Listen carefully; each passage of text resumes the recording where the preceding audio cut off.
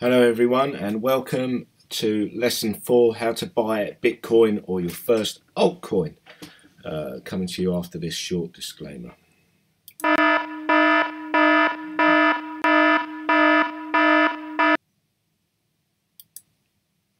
So welcome guys, I'm hoping that you've done lessons 1 to 3 before we got to this stage. They're going to take you through reading CoinMarketCap, understanding charts, understanding the news, exactly what fear and hype can do to a market, just like the stock exchange. Now, we're going to get on to buying your first Bitcoin or buying your first altcoin, because now you've got to the stage where you've decided what coin you want to invest in long term or maybe short term, depending on how you're going to use your trading strategy. So I want you to buy Bitcoin, and I want you to be able to buy altcoin, and I want you to be able to do that safely without getting scammed. And this is what this lesson is all about, because there's not enough education out there and people are losing money. So let's look at lesson 1, page 1. And the first thing we're going to do is we're going to talk about Coinbase today. Some of you are going to go, boo, I know. There is a rival out at the moment called Ethos, ETHOS, although it has only just really been released and I haven't started using it yet.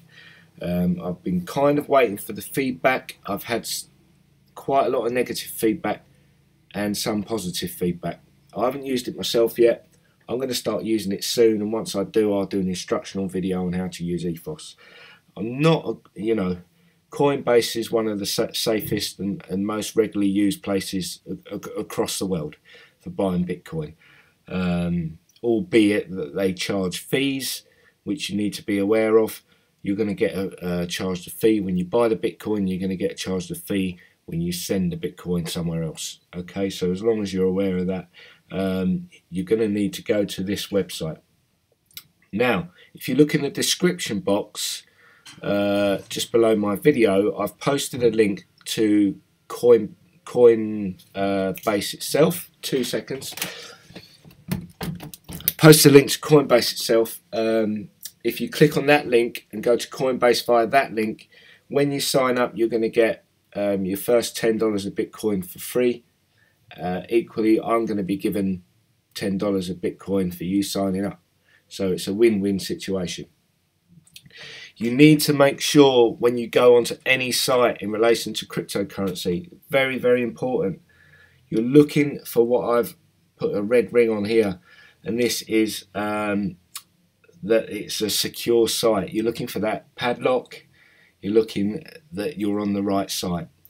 Never, ever, ever in cryptocurrency go to Google and use the search engine to find what you're looking for. Okay, we spoke about it in the previous video with using CoinMarketCap.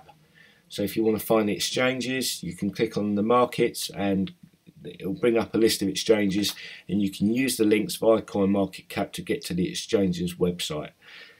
The reason why you don't use Google is that you can see here in the ring, if I just typed in Coinbase in the search engine, what will come up on the first 2, 3, 4 or whatever listings will be paid advertisements.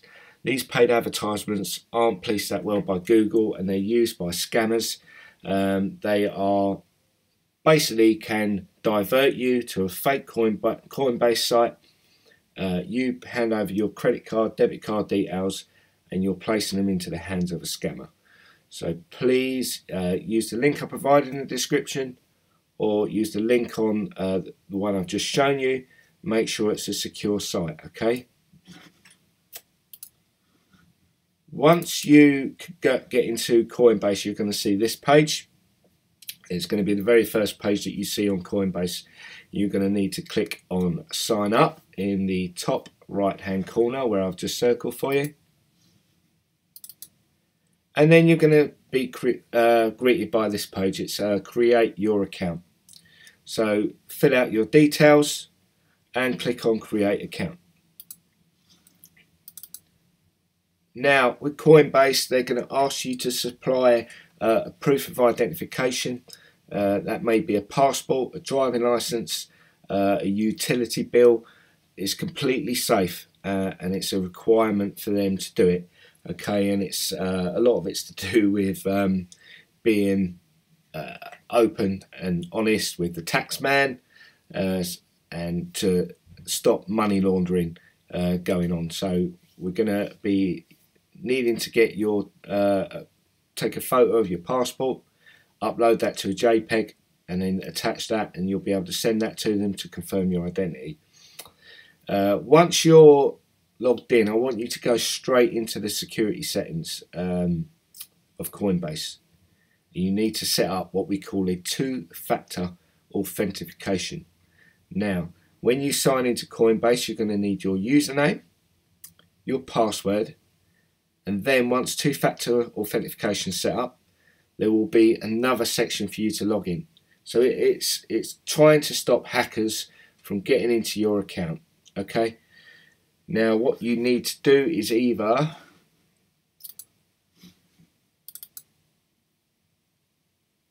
download either Authy, which is here, or use Google's own two-step verification. What that will do is that you can link that program to Coinbase, and then Coinbase will ask for your two-factor authentication. You can use your mobile. Mobiles aren't completely secure. There's been cases in the USA where mobile phone details are being sold by corrupt employees, and then what's happening is the hackers are able to access your phone and get the text message of the two-factor authentication to access your account. If you're using Authy or Google, that's inbuilt to your desktop or your phone, and you're going to need that device to access your account. It will ask you for a code. You go into Authy, for example, and it will bring up a code that lasts for about 30 seconds, and you can enter that, and then it will allow you access into your account. After 30 seconds, it will give you a new code, and then you have to enter that one instead.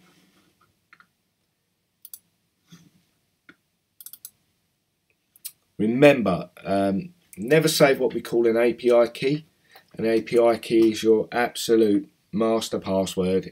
You can create it in Coinbase, and you can create settings like, if I'm going to withdraw, require me to enter an API key. The same with your password for getting into Coinbase.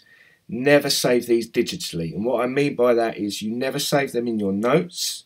You never take a picture and save it in your albums on your phone. You never save it in an Evernote, even if you can lock your Evernote with a password. You never allow your browser to save your password. You'll be asked by browsers like Google, Firefox and Safari, would you like this particular browser to save the password? Always click no. I use good old-fashioned pen and paper, or pen and a book. The best book you can buy would be like a ledger with an A to Z down the side of it, and then you can put in C for Coinbase, put in your password and your API key, store all that in a book. I have 2 or 3 books that are all backed up together and then put into a safe, and that way I'm secure. I'm not have any passwords online. If you look at Ian Bellina, he's an ICO investor. He had $4 million stolen from his account because he stored his password on his Evernote. And what happened was the hacker got into his Evernote via an old password and was able to access his API keys. With his API keys, he accessed into his wallet and withdrew $4 million. And that was it, gone. So please be very careful. Always use pen and paper. Never store any passwords online. Never store any passwords on your computer. Don't be lazy. Okay? This is like when you start earning a lot of money in crypto, it's going to be very, very important to you. So Coinbase, once you're into Coinbase, you're going to need to set up your debit credit card details, and that enables you to then buy the Bitcoin via just a straight transaction. You can set up international payments as well if you're looking to basically create a higher withdrawal. So I set up a international payment method for withdrawals, and it took my withdrawal payments up to $100,000 a day, I think. So originally I was restricted to only withdrawing like $20,000, and now I can withdraw $100,000 a day, just in case Bitcoin goes through the roof and suddenly pays my mortgage off. Then I need to withdraw more. At the moment, Bitcoin's $7,500, down from $20,000. So it's got good potential at the moment in the next bull run to go past that, especially with ETFs and all that sort of thing coming up. Now, once you're logged in, you're going to be greeted with your dashboard. Your dashboard is going to tell you the current price in respect to your country. So if you're in the US, you're going to see this in dollars. I'm in the UK, so I'm seeing Bitcoin valued at £5,812. As you know, I always work in dollars, so I don't tend to use Coinbase that much. Your portfolio is how much you hold in your Coinbase account. And as you can see, I don't hold anything in Coinbase. I will store everything in external wallets, hard wallets, etc., etc., etc. Recent activity will show all your transactions, your most recent transactions. You see it's blurred out, so you can't see what I've been up to, you know. So let's move on. We then go to, if we were to click on buy, sell. Now you can see that you've got some options here. You can either buy Bitcoin, Bitcoin Cash, Ethereum, or Litecoin. Coinbase have stated in a recent news article that they are venturing into other coins, so there will be more coins coming onto Coinbase in the future that you'll be able to buy. You'll find that a lot of your altcoins that you found on CoinMarketCap won't be available here, but you won't be able to transfer fiat money into crypto money via an exchange like Binance. You have to buy it on Coinbase first and then send it to Binance. So your payment method, you select your payment method. That's deleted out because obviously it's got my debit card details on it. And then I select the amount that I want to buy. So I can either select the amount of Satoshis in Bitcoin I want to buy, and it's going to come up straight away and tell me how much that is, or I can just put in, you know, like 200, I want to invest £200 into Bitcoin, and it will then give me a figure of how many Satoshis I'll be getting. Satoshis were explained in lesson 1. So you can then click on buy Bitcoin instantly, and you'll be charged a transaction fee, but then you'll own a certain amount of Satoshis of Bitcoin depending on how much money you've put into it. Once you've done that, you can click on accounts. Now accounts, you're going to see all your transactions on the right here. That's all been blurred out. You're going to see your Great British Pounds wallet if you're storing any money on there, or if you're storing any euros, if you're storing any Bitcoin. And I've just circled these two buttons here. One is called send, one is called receive. So if I was to click on receive, what would happen is it will bring up an address that I can copy and paste, and that is an address that will always be the same for my Bitcoin wallet. That address you can give out publicly. Okay, it's not a protected password or anything like that. It's to give to people. If you're wanting to receive Bitcoin, you need to give them that address to be able for them to send you Bitcoin. If you click on send, it's going to ask you for an address. Now, when you're on the exchanges, if you're looking to buy altcoin like Cardano or Stellar or Ripple, you're going to need to find out what exchange they're trading on. Now, one of the biggest exchanges in the world is Binance. You're going to be looking for an exchange that has a high trading volume because it's going to drive the price up of your coin. Go into Binance, go to funds, and then click on Bitcoin. Is going to come up with an option of a deposit or a withdrawal. You click on deposit and it will give you an address. That address is your Bitcoin address on Binance. You need to copy and then paste it to the send address on Coinbase to be able to send Bitcoin from Coinbase to Binance. Once you've done that, you'll then be able to use that Bitcoin as what we call a trading pair to buy altcoins. Now, the thing that you have to remember with sending Bitcoin, you cannot send Bitcoin to an Ethereum address.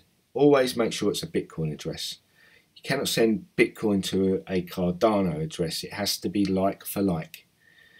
It takes time to send Bitcoin. Just remember that when you send that, once you send it and the transaction goes through, depending on how many transactions are going on in the world at that time, it can take quite a little bit of time for Bitcoin to be sent over to Binance. It's taken me in the past up to 45 minutes to transfer Bitcoin into Binance. So don't panic. You'll be able to see the current on the transaction list what's going on with that transaction. Most of the time it's just going to say processing, and then it will tell you when it's been sent over, and you'll be able to go into then Binance and check that your Bitcoin's arrived.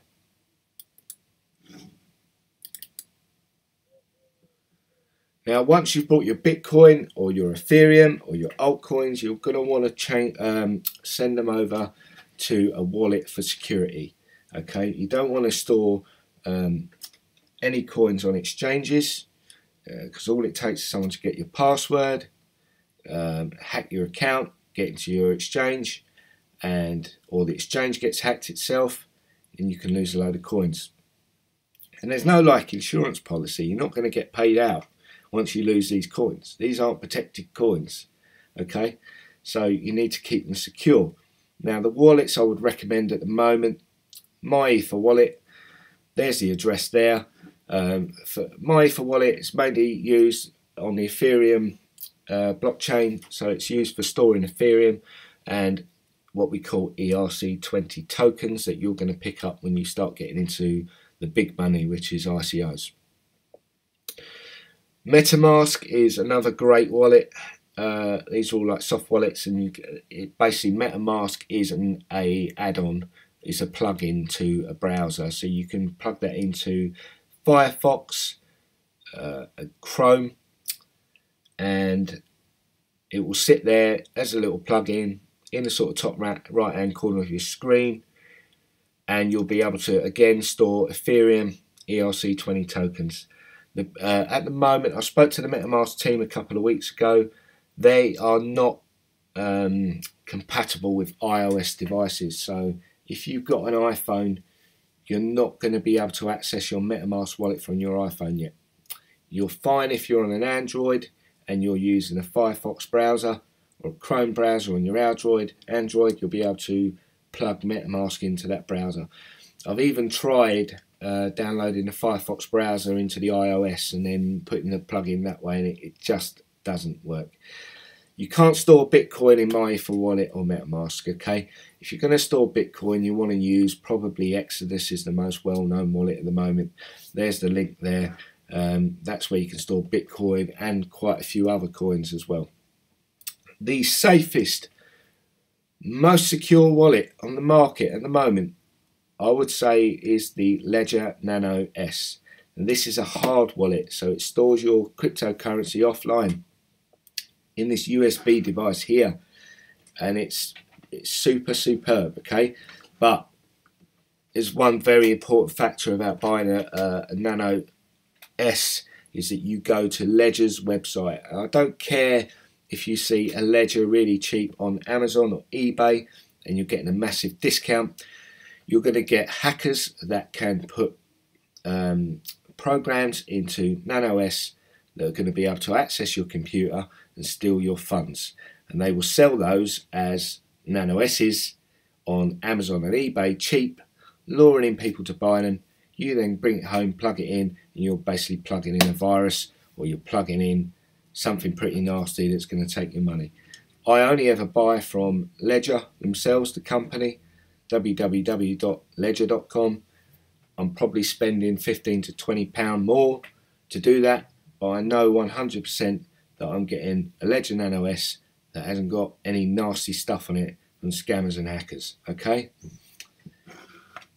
Anything else I need to cover would be the exchanges. I'm aware that we haven't touched too much on buying the altcoins. I'm going to do a completely different video on exchanges because I just want to cover a few features on there that aren't covered here. But you should now be able to log into Coinbase, use my link, log into Coinbase, buy yourself some Bitcoin. We're still quite low in the market at the moment as this video is made, so you're going to make hopefully some good profit. I really hope that helps. Let's just check to make sure, because we are live. There are no comments in chat, which is good. So no questions for me. Thanks for tuning in. And yeah, the next video I'm going to do, we're going to look at some exchanges, probably Binance, HitBTC, KuCoin. Show you basically how to, once your Bitcoin has arrived in the exchange, we're going to show you how to buy altcoins and trade them and send them back to wallets, and talk about fees, that sort of stuff. Once we've done that, we're going to go on to Blockfolio, and we're going to look at how to program Blockfolio so that you can put your portfolio into Blockfolio and then keep an eye on your coins and what your profit and loss is. Okay, thanks for tuning in, guys. I really appreciate the support. The subscribership is going up massively, and apologies for the sunglasses again. It's my left eye is still infected and closed up a little bit, so I won't be showing my eyes anytime soon. Thank you, guys, and take care.